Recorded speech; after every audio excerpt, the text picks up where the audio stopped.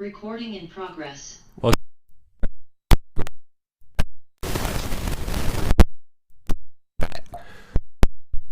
Why does everybody say you're only 16 years old? How old are you? 300. listen, Chief Keef, Sosa, bang, bang. At this point, I think we all know his story. Born in Chicago, grew up on the South Side, was on house arrest in 2011, and began uploading songs onto YouTube with his breakout track. I always say, boy, the run that young boy having right now, Chief Keef had that run too, nigga. Y'all remember that era? Y'all remember, bro? If you wasn't there for the Chief Keef era, bro, I don't know what to tell you. You feel me? I don't know what to tell you, bro. In middle school, nigga, that jangle was going hard. Hey, I ain't even gonna lie to y'all.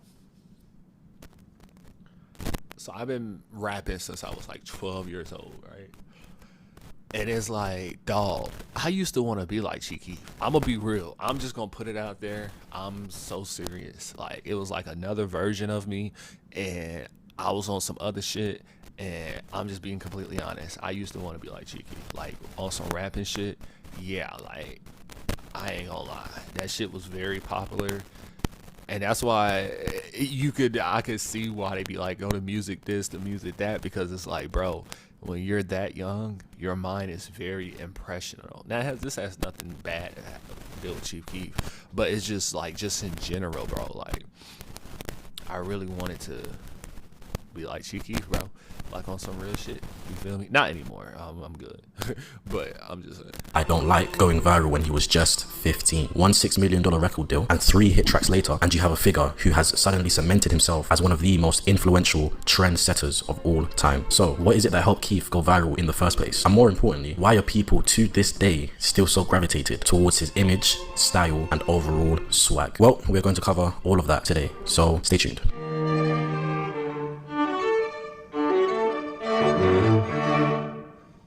When Chief Keef had broke out into the scene in 2011, he had very quickly garnered a loyal fan base due to his very raw and unique approach to making rap music. Now, this video is primarily about visual aesthetics, so I'll only cover this part very briefly, but essentially, Keef's breakout songs were far grittier, far darker, and more violent than any other mainstream rap at the time. Pair this with the fact that his verses were far more focused on being short and impactful, rather than long and meaningful, and you have a recipe for something new for the youth to get attached to. And as it goes with most rap artists, or even just music artists in general, it wasn't just the music that people were getting attached to, but also the brand image that Keef was presenting, unintentionally, I might add. He has been on record multiple times claiming that he and his whole hood had been swagging like this for years. This essentially tells us that what was being shown in these early music videos wasn't merely just a trend or a facade for Keef and the rest of 300. But it was really how him and his block had been dressing, had been swagging from when they were young. Or younger, I guess, because they were like 16 to begin with. Even the infamous locks were, according to Keef, already part of Chicago. A lot of the Chicago rappers got dreadlocks in their hair. What does that mean? Is that a statement, or that's just something that y'all like? I wanted dreads, and I did get dreads. You feel me? I wanted dreads, partially because of Chief Keef, bro. Straight up. You feel me? Like, it's a lot of ish from different artists that I took, and I was like, yeah, I want to do that, or yeah, I want to be like that. When I was a kid, bro, it was crazy. That was a good time, so I ain't gonna lie. It is what it is. I don't regret anything. It's just, those was the times, and that's just what's the era, and that's just what was going on, bro. And that was before I found my identity. That was before my true identity. That was before I found my sound, my true sound, now, or whatever. But my lane, you feel me? But at the end of the day, bro, and this is a lesson for all you artists out there, bro. Yeah, Young Boy is popping right now, and I fuck with Young Boy. Young Boy is like one of my favorite artists right now, for sure. But the thing is, yeah, Young Boy popping right now. But bro, if that's not really you, and that's not really your lifestyle, and you really not like that, or whatever the case may be, don't go in a damn studio because you want to be the next Young Boy and do what Young Boy is doing. Number one, it's not gonna work for you, bro. You gotta be authentic in this shit. All right, you gotta be for real.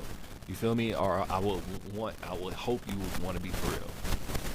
Especially if you're not signed by a label who can pretty much get you up there, you feel me, and present yourself how you want to present yourself. The label would love that. So yeah, this is for everybody that's independent, that's coming up in the game. Don't do that shit, bro. Like, be you. Now, if you are on that and you are just like a young boy, then hey, by all means, do your thing, bro. I don't give a fuck.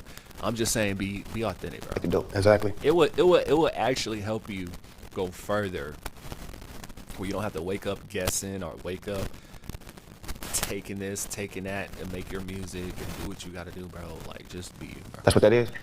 So I fuck with it though. Which in the end was definitely a good thing, as these locks in themselves helped boost Keef's image and essentially will now always kind of be synonymous with him, you know, at least for a certain demographic. The way locks shake as you're like dancing and the beat drops, the way that they can cover your face and give off a vibe of mystery and nonchalantness. They have connotations of, oh, that's a cool guy, I kind of want to be like him. The fact Keef broke out with the locks, I wouldn't call it luck, but it definitely just adds to this whole image, to this whole swag. But yeah, these were essentially the vibes that Chief Keef and the rest of Glow were giving off. Authentic violence with a very I don't care attitude. The sagging of the pants, the cropped polos, the vulgar lyrics. This was Glow. This was Lamron. This was Sosa.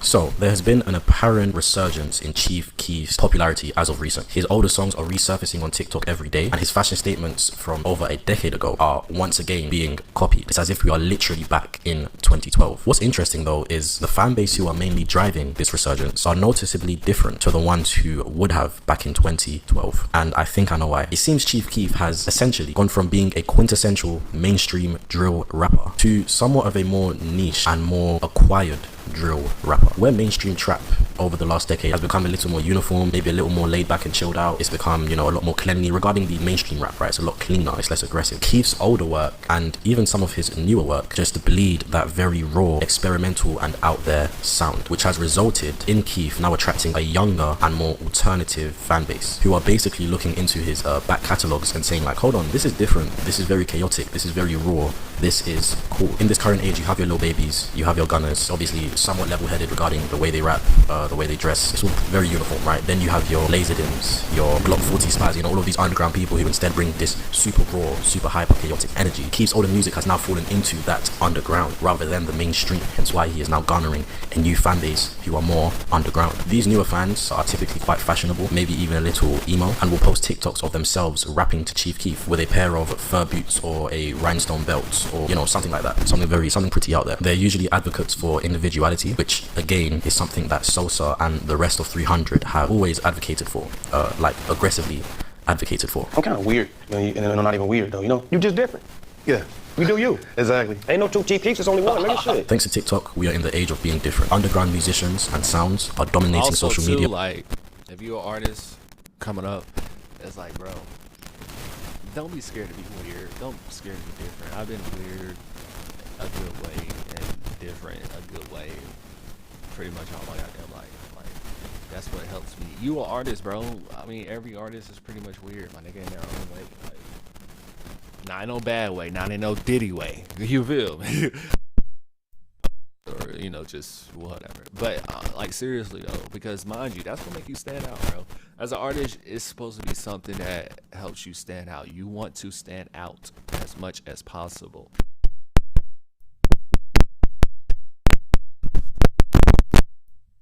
In that time, like you said, the dreads, you feel me, the lingo,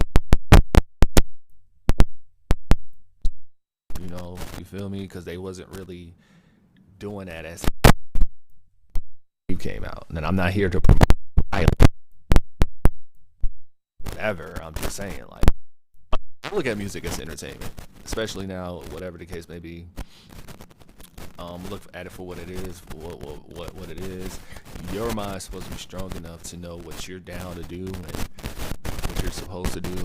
And not only that, I feel like parents should monitor their kids at least up until 18, and you know, check that and let them know. And if because I would be like, okay, this is what it is over here, but you don't want to participate in that. You feel me? This is just entertainment. This is just play shit, even though it's not play shit. But you know what I'm saying? At least do that much. You feel me? But shit, y'all do whatever y'all want to do. I'm just yeah, and everybody now wants to stand out. Well, at least a lot of people do. And I feel Sosa has very quietly become one of the people at the forefront of this newly founded underground community, a community which is for people who enjoy being different, who enjoy things which aren't normal, and normal is literally Lamron spelled backwards. So what exactly is this swag that is currently resurfacing? What are the intricacies of it all? For this section, I want to go over what I'm very simply going to call the Sosa style rules, where I'm going to go over the visual language of some of Chief Keef's most infamous photos, and in turn go over his infamous outfits, I guess. The amount of people who have dressed as this picture for Halloween is ridiculous. Instantly I get the perfect example of what I'm trying to say. Go on TikTok and search hashtag Chief Keef for 2 minutes and you will see somebody wearing this outfit. Thank you. Lead, never follow. It's like, I'm not making this shut up. Lead, never follow is written on what is arguably the most infamous Chief Keef picture of all time. Lead, never follow. Embrace being different. Normal spelled backwards. Of course, he has True Religion jeans with the LV belt. It's quite hood. Huge Gucci goggles. It's all very out there. It's all very in your face. Polos. We're going to see a whole bunch of polos. The Ralph Lauren polo is a huge part of Chief Keef's style. He essentially brings it in and out of fashion once every few years, and right now they are definitely back in fashion. There's always a specific stance with the wide legs. It's always cropped polo, specifically cropped, never past the belt because we have to show off the designer belt. Wide leg stance with straight fitting jeans and then some sneakers on the feet. The pants also need to be sagging at least a little bit. These are the Sosa Boy, I style. ain't gonna lie. Sosa, Chief Keef, I ain't gonna call him the B.I.G. situation. I ain't gonna say all that. But Chief Keef had swag, bro. No cap. Like, that nigga was dripping. That's when clothes really mattered. That's when shoes really mattered. I feel now in 2025, bro, honestly, none of that shit really fucking matters. I'm gonna be real with you. Not as heavy as it used to, bro. It really don't. You still want to have some swag about yourself. You still want to have some drip about yourself. You still want to just whatever, but it's not as you got to and this that. It's just, you can really, bro, it's 2025. This is one of the best times as far as low judgment. Yeah, people are still gonna laugh, people are still gonna make fun, people are still gonna whatever, but now you can get something from it. If your ass used to get bullied back in the days or used to get made fun of back in the days, you didn't get shit from it. You feel me? Nigga, you can get made fun of on the internet and get hella women, bro. You can get made fun on the internet and get hella money now. It doesn't change. You feel me? Now, I'm not saying you want to get made fun of or you should or whatever the case may be. I'm just saying it's different, you know. There's different things going on now in 2025. Rules. Of course, I do also have to mention the fact Y2K is indeed trending right now, and well, need I say more? These glasses are super Y2K, super tacky. But yeah, essentially, those are some of the Sosa style rules. Those are some of the reasons why his outfits are still so relevant. The Y2K, the authenticity, is the confidence, it's the fact that he is not normal. He's different. He's Lamron. He is like a lot of us underground hip hop fans are. Hopefully that all made sense in the end there. This was a bit of a difficult one for me to bring all my thoughts into, but regardless, that was a bit of a quick video. A new video coming soon. The next one is going to be very long. It's going to be very cool, so stay tuned for that. And yeah, leave a like if you liked the video and subscribe if you pretend. Yeah, good video, man. But yeah, make sure y'all like, comment. Not only that, I need y'all to go to my website. You need to go to my website if you're looking to grow on social media. TikTok, I got TikTok hooks. I got courses on there. Free 10-minute free call. When I talk about how to grow as an artist, how to grow your social media account, grow your social presence, you know what I'm saying? I got free stuff on here as well. We got a LetsHelpYouGrowNow program. I give you all the game, give you all the secrets, give you everything that you need to do. If you're looking to grow a fan base, if you're looking to advance in the music business, without having to worry about making it to a young boy level to make some money in this, then you need to go to my website, LetsHelpYouGrowNow.com. Check the links in my description. I hope appreciate you for watching. Don't you see me right now, baby girl, I'm on the grind. I ain't really got no time to waste time. Baby, I'ma shine.